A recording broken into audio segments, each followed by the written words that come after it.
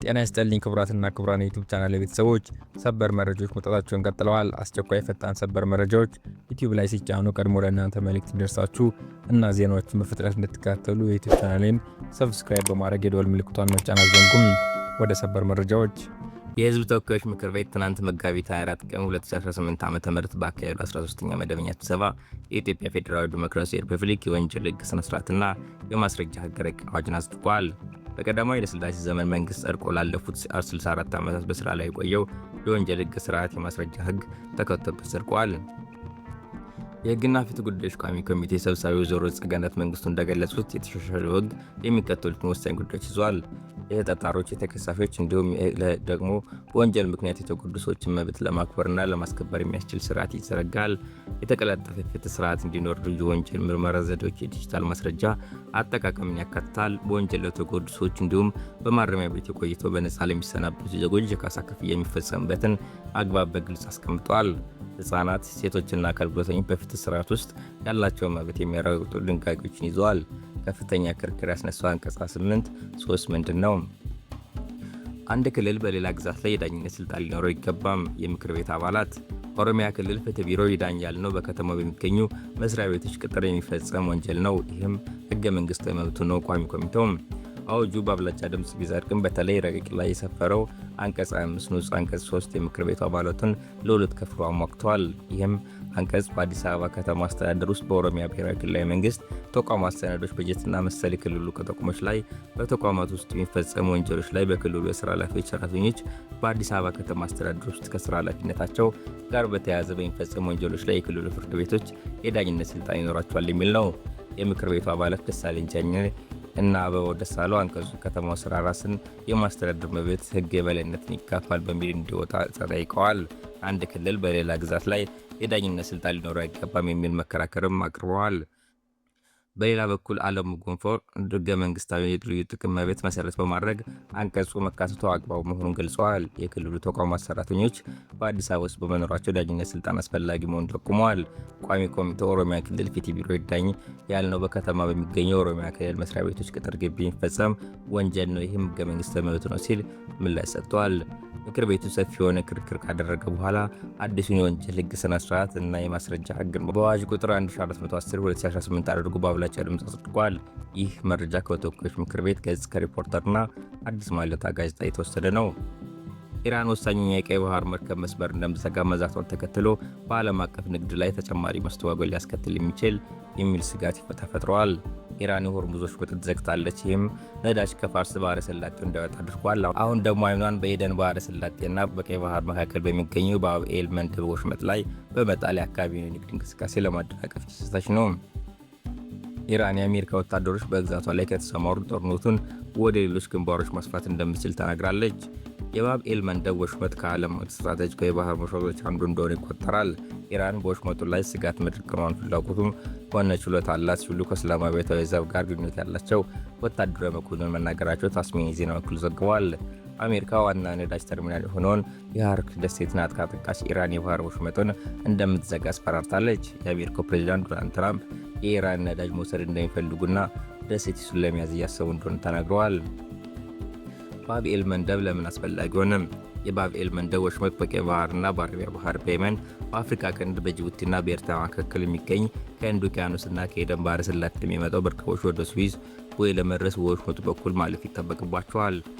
115 ኪሎ ሜትር ርዝመትና 36 ኪሎ ሜትር ስፋት አለው። በአውሮፓውያኑ 1869 ዓ.ም የስዊዝ ቦይ መከፈት ወሽመጡን በዓለም አቀፍ ንግድ ውስጥ የማይተካ አገናኝ መስተላለፍ አድርጎታል። ይህም በአውሮፓና በእስያ መካከል አጭሩ የባህር መንገድ እንዲሆን በሩ ከፍቷል። የቀይ ባህር ኮሪደር በጣም ስራ ከሚበዛባቸው የመርከብ መስመሮች አንዱ ሲሆን ከዓለም ባህር ትራፊክ ውስጥ 1/4ኛው ያህል ያስተናግዳል። የዓለም 20% ነዳጅ የሚተላለፈው በሆርሙዝ ወሽመጥ ተዘግቷል በሚባልበት ደረጃ ይገኛል። የባብ ኤል መንደብ ወሽመጥ ከተዘጋ ተጨማሪ 12% ዓለም ነዳጅ አቅርቦት ይነጋል። እንደ አሜሪካ ኤነርጂ አስተዳደር ገለጻ ከመካከለኛው ምስራቅና ከእስያ ሀገራት ወደ ምዕራብ የሚጓዙ 5 ሚሊዮን በርሜል የሚገመት ነዳጅ በየቀኑ በወሽመጡ በኩል ያልፋል። በተጨማሪም 8 በመቶ የሚሆነው የዓለም ፈሳሽ ተፈጥሮ ጋዝ በዚህ መስመር ስለሚተላለፈው ሽቆጡን በዓለም አቀፍ ኃይል አቅርቦት ወሳኝ የደም ስር አድርገዋል። የሆርሙዝ ወሽመጥ መዘጋቱን ተከትሎ ቀይ ባህር በዓለም አቀፍ ንግድ ውስጥ ጠቀሜታው ከፍ ብሏል። ሳዑዲ አረቢያ ከያንቡ ወደብ ነዳጅ ለመጓጓዝ ባቡ ኤል መንደብን መጠቀም ጀምራለች። ሪያድ በየቀኑ ከምስራቃዊ ነዳጅ ማውጫዎቿ በቧንቧ በሚሊዮን የሚቆጠር በርሜሎችን ታስተላልፋለች።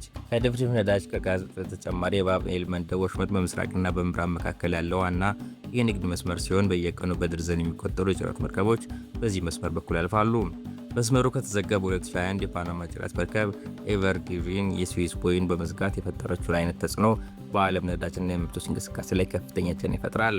በወቅቱ በዓለም አቀፍ የአቅርቦት ሰንሰለቶች ላይ ከባድ ማነቆች ተፈጥሮ ነበር። ይህም የነዳጅ አቅርቦትና የተለያዩ እቃዎችን ጉዞ ከማዘጋጀቱ በተጨማሪ ከፍተኛ ዋጋ ጭማሪ አስከትሏል።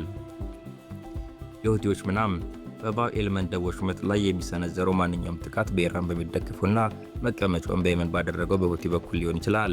ስሙ እንዳይገለጽ የፈለገ አንድ የሁቲ መሪ ቡድኑ ቴህራንን በመደገፍ የባብ ኤል መንደብ ወሽመጥን ለማጥቃት በወታደራዊ መንገድ ዝግጁ መሆኑን ሮይተርስ ዘግቧል።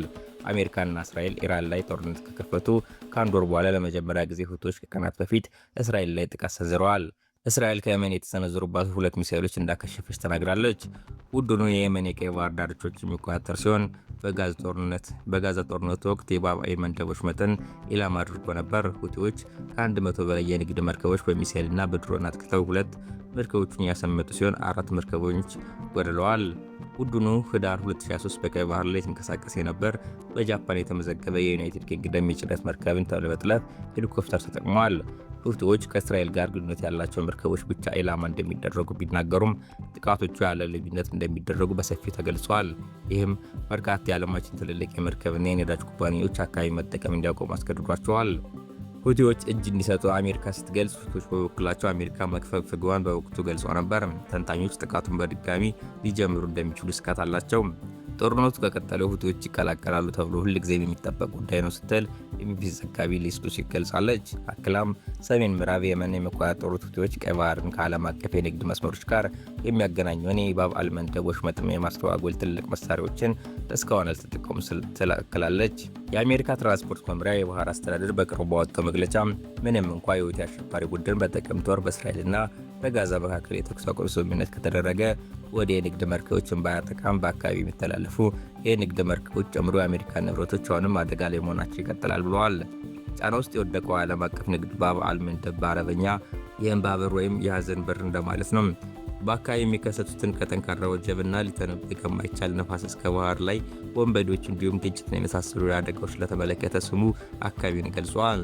ከ2008 እስከ 2012 ባለው ጊዜ ውስጥ የባብ ኤል መንደብ ወሽመጥና በዙሪያ ያለው ውሃ በርካታ የባህር ወንበዴ ጥቃቶችን አስተናግዷል። በዋነኝነት ጥቃቱ የሚፈጸመው በሶማሊያ ቡድኖች ሲሆን የመርከብ ሰራተኞች አፍነው ገንዘብ ይጠይቃሉ። ክስተቶች ዓለም አቀፍ ማህበረሰብና የመርከብ ኩባንያዎችን በአካባቢ ያለውን ደህንነት እንዲያጠናክሩ አስገድዷቸዋል።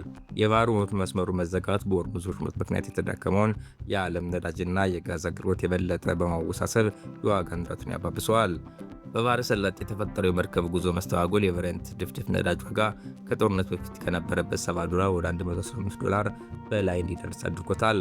ከሸማቾች ምርቶች እስከ ግብርና ሸቀጦች ድረስ ያለው ዓለም አቀፍ ንግድን ተጽዕኖ እየደረሰው ነው። በሌላ የባህር መስመር ላይ አዲስ መስተጓጎል መፍጠሩን ዋጋቸው የበለጠ ከፍ ሊያደርግና በኢራን ጦርነት የተፈጠረውን የኢኮኖሚ ውድቀት ሊያባብሱ ይችላል። 7 ሚሊዮን ኢራናውያን ከሀገራቸውን ለመከላከል መሰለፋቸውን ኢራን አፈ ጉባኤ ተናገሩም። ከአሜሪካና እስራኤል ጥቃት ከተጀመረ ጊዜ አንስቶ 7 ሚሊዮን ኢራናውያን አገራቸውን ለመከላከል በፈቃደኝነት ለወታደራዊ አገልግሎት ከሰራዊቱ ጎን መሰለፋቸውን የኢራን ፓርላማ አፈ ጉባኤ ሞሐመድ ባጌር ጋሊባፍ ተናገሩም። አፈ ጉባኤው የሀገሪቱ መንግስት ባካሄዱ ከፍተኛ ብሔራዊ ዘመቻ በሚሊዮኖች የሚቆጠሩ ኢራናውያን ታጥቀው ሀገራቸውን ለመከላከል ቁርጠኝነታቸውን አሳውቀዋል ብለዋል። ከዚህ በፊትም አድርገነዋል፣ አሁንም ልናደርገው ዝግጁ ነን፣ መላው ኢራናውያን የምትጋፈጡት በማለት እስራኤልና አሜሪካን ሞክሩት ብለዋቸዋል። በኢራኑ መንግስቱ ከፍተኛ ተሰሚነት ያላቸው አፈ ጉባኤው ይህንን ያሉት ፕሬዚዳንት ትራምፕ እየተካሄደ ያለው ድርድር ውጤት ካላስገኘ በቀጣዮቹ ጥቂት ሳምንታት በሚፈጸሙት ጥቃቶች ኢራን ከፍተኛ ውድመት ይገጥማታል ብለው ካስጠነቀቁ በኋላ ነው።